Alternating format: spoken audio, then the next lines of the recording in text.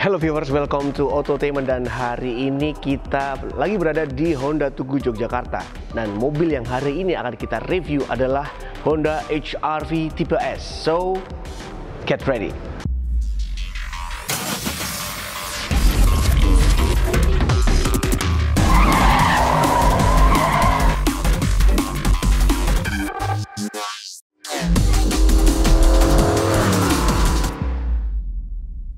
Nah, kita sekarang masuk di bagian eksterior dari Honda HR-V Tipe S ini, men. Kalau ngomongin soal mobil ini, desainnya tuh terlihat seperti Honda Jazz yang habis nge-gym, keker, dengan ground clearance yang lebih tinggi juga.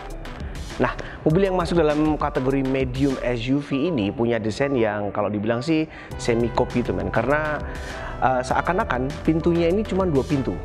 Dan pintu kedua di belakang ini handle-nya nggak kelihatan. Jadi, ya little bit cool, man. Dan ngomongin soal bagian depannya sendiri, kalau kita nih dari Autotainment Crew ngerasanya sih cocok karena memang antara dapat SUV-nya, dapat tipe SUV-nya, tapi juga dapat tipe semi city car atau mediumnya, man. Walaupun untuk tipe S sendiri masih menggunakan halogen biasa, tapi untuk tipe Prestige sudah menggunakan LED, DRL, dan juga ada proyektor dan sebagainya, men. Tapi tipe S ini juga nggak kalah menarik kok. Ini sudah menggunakan fog lamp juga, dan cuman masih minus dengan panoramic sunroofnya aja. Masuk di bagian kaki-kakinya, viewers, mobil ini memang sudah menggunakan velg 17 inch alloy dan terpasang disc brake di keempat sisi rodanya. Dan yang pasti juga mobil ini sudah menggunakan yang namanya ABS dan EBD, dan pastinya sudah sangat aman untuk berkendara. Sekarang kita akan masuk di bagian mesin. Coba kita buka kapnya dulu, tapi terlebih dulu ya. Kalau kita lihat dari bagian mesinnya ini, men, mobil Honda HR-V Tipe S ini memang menggunakan mesin 1500 cc dengan transmisi CVT. Tapi untuk yang Prestige ini akan menggunakan mesin 1800 cc. Dan masih menggunakan mesin yang sama dengan Honda Jazz.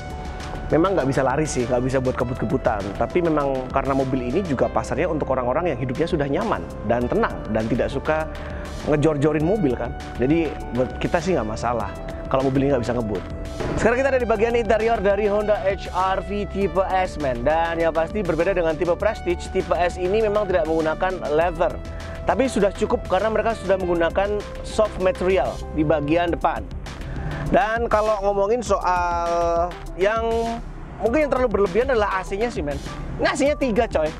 Penumpang di sebelah saya ini bisa masuk angin tiap hari. Tapi memang bisa ditutup sih dengan cara di lock seperti ini. Tapi ya 3, ya mungkin karena negara kita negara tropis ya. Tapi ya nggak apa-apa lah. Terus juga kita lanjut di bagian entertainment-nya. Ini menggunakan layar touchscreen, tapi belum ada navigasi di tipe S. Dan sayangnya belum ada navigasi sih, men.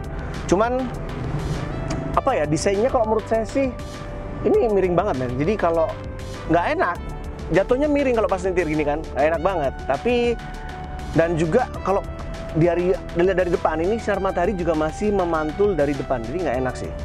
Mungkin perlu revisi sih kalau bagian entertainmentnya. Lalu di bagian bawahnya untuk kontrol AC-nya touchscreen. Seperti biasa, dari semua review ngomong kalau yang nggak bisa disentuh dengan tangan itu berbahaya. Yap, itu benar-benar memang berbahaya ketika itu nggak bisa disentuh tangan. Karena yang namanya bisa disentuh dengan tangan itu ada sense-nya, men. Sense of touching-nya. Kalau kayak gini, nggak enak, ya kan? Lalu juga di bagian dari bagian panel transmisinya ini sudah ada yang namanya brake hold dan electronic parking brake di sebelah bawah dari panel transmisi. Dan mobil ini juga mempunyai beberapa kotak penyimpanan yang cukup banyak. Jadi dari konsol tengah saja sudah ada cukup banyak. Ini bisa dua gelas dan bisa dijadikan cup holder. Dan juga bisa dijadikan box juga, men. Lalu di bagian belakangnya juga bisa diangkat. Jadi ada cukup banyak. Ada sekitar 1, 2, 3. Lalu cukup banyak, men. Tapi ya pasti memang cocok untuk orang Indonesia karena ya yang namanya orang Indonesia suka nyimpen perintil-perintilan gitu di mobil. Lalu untuk bagian door trimnya juga sangat istimewa karena memang panelnya juga lengkap di sini, sangat lengkap.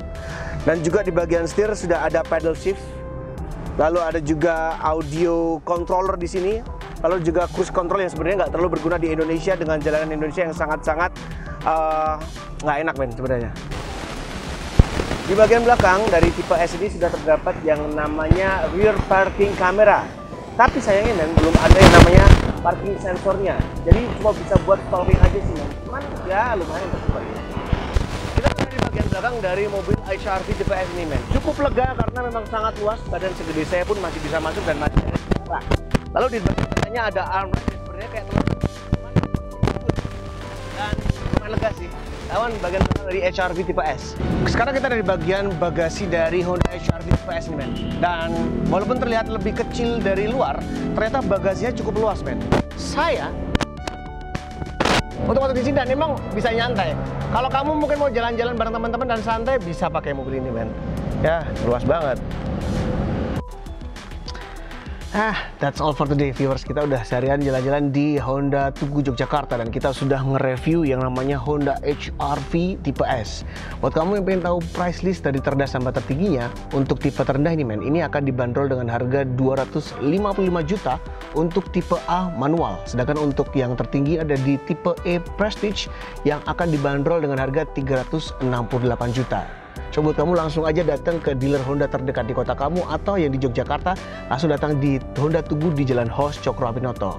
Terima kasih banyak untuk all Autotainment crew dan all Honda crew. I'll see you on the next video. Dan jangan lupa juga buat kamu cek our channel ya on YouTube. And of course masuk di www.autotainment.com. See you there.